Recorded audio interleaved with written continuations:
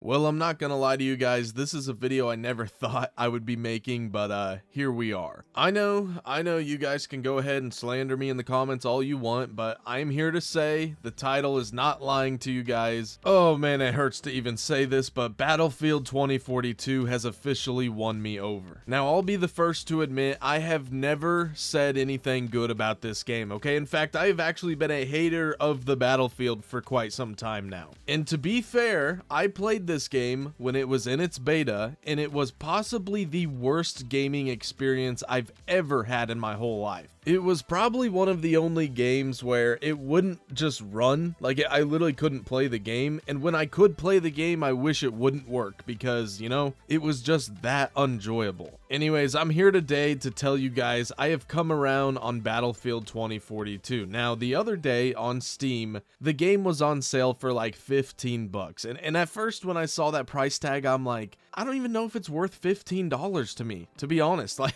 they could almost give it to me for free and I would have said no. So I was going to purchase the game and then I backed off. I'm like, listen, I'm just looking for a replacement to Modern Warfare 2 at the moment. And this is like, it might fill the void for a little bit, but it's never going to be that game, you know what I'm saying? And let me tell you guys, next thing I check it, they got a free to play weekend. I played one game of Battlefield 2042, and that was enough to convince me to pull out the credit card. I can't lie, I was absolutely blown away by how much better they have improved this game. And you know, one thing that really kind of just stuck with me when I was playing the game was Call of Duty launches and it just doesn't ever really get better, right? Like, they might add an extra map or two, you know, a couple useless weapons, but when I look at games like Vanguard and Modern Warfare 2, the game is just not improved since launch at all, in my opinion. This is one of those very rare instances where I felt the other way, okay? This game had a terrible launch,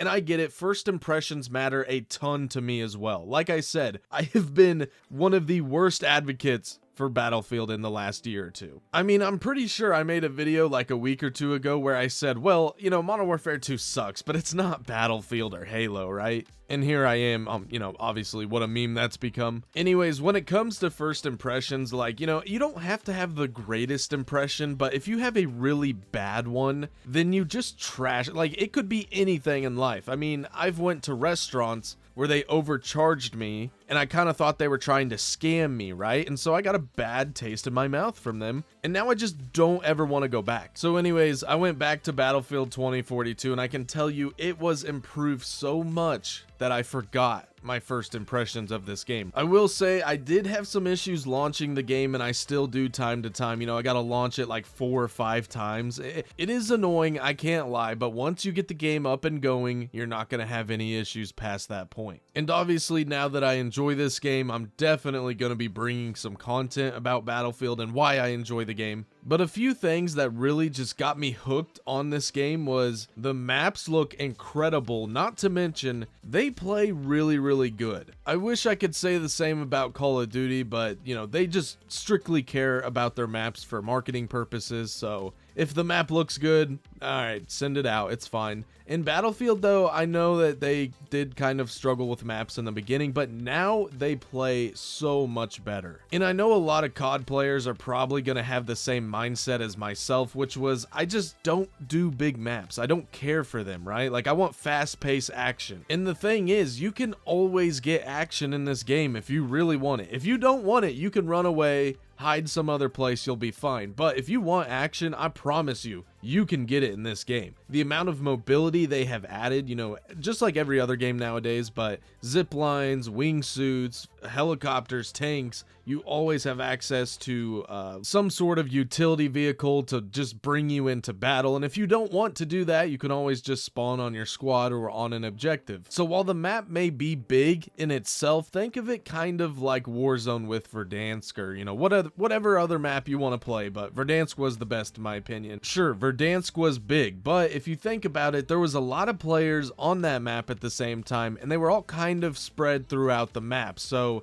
it's not like you had to run half of the map and then encounter 100 enemies at the same time. Instead, it's kind of like 6v6 in a sense of maybe you and 10 of your teammates are pushing an objective and there's like 10 enemies on that flag. So then that little chunk of the map kind of just becomes its own little map in itself, and you guys just kind of stay there and have the firefight until someone wins. It's obviously not the same as having 10 people on a very small map, but you guys kind of understand what I'm saying here. But the last and final thing I want to mention about Battlefield here, and you know, this was probably the most important thing that I have been advocating for Call of Duty to bring back, and they don't listen. Not that I expect them to listen to just me, but you know, there are very large communities that are asking for this as well, for Mr. Beautiful Hair Joe Seacott himself. And that's the fact of there's one play style in Call of Duty nowadays, and that is just run and gun, right? Which makes the game lose that replayability factor, in my opinion. So if you go play 10 games of Call of Duty,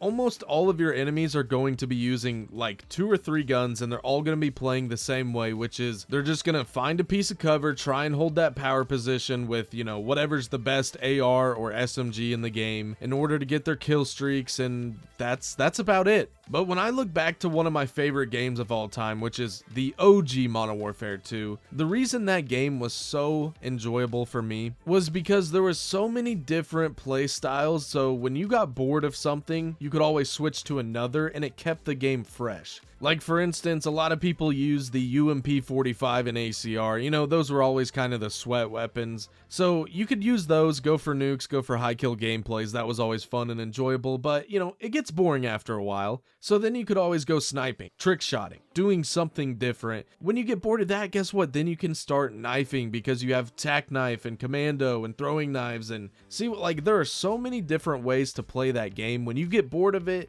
there's always something new to do. And that was the one thing I felt that Battlefield 2042 brought to me. When you get tired of just running and gunning in this game, you know, grapple hooking all over the place, then you can just switch it up. And if you want to sit in the back of the map and snipe, you're more than welcome to. If you want to hop in a helicopter and just rain a parade of bullets down on your enemies, go for it. If you're sick of doing that, you can always hop in a tank too. That's cool, you know? And after a while, you know, you'll probably get tired of being on the front lines like I did, so then you'll just become a medic, revive your teammates, keep everyone healthy, and use that as sort of like you're on the back end of the team. There are just so many different ways to play this game. It absolutely blew my mind. Not to mention, I enjoy the fact that no 2 pieces of cover are probably going to be the same in every single game. And what I mean by that is, you know, maybe one game you hide in a building and you have a really good power position there. So then the next time you get that map, you go right back to that building and a tank blows it to smithereens. So it doesn't really exist anymore. Anyways, I think you guys get the idea by now. This game's replayability factor is just off the charts for me right now. And I never in a million years thought that statement would ever come out of my mouth, but you know,